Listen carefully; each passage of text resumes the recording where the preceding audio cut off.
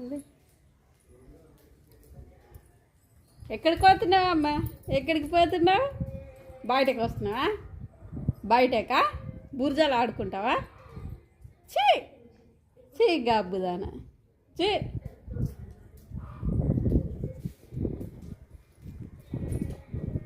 అన్నం తిన్నారా ఫ్రెండ్స్? అందరూ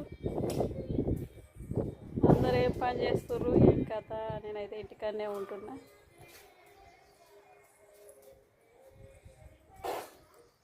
ఆరోగ్యం కొంచెం హెల్త్ బాగాలేదు, అందుకే ఇంటికాడనే ఉంటున్నా.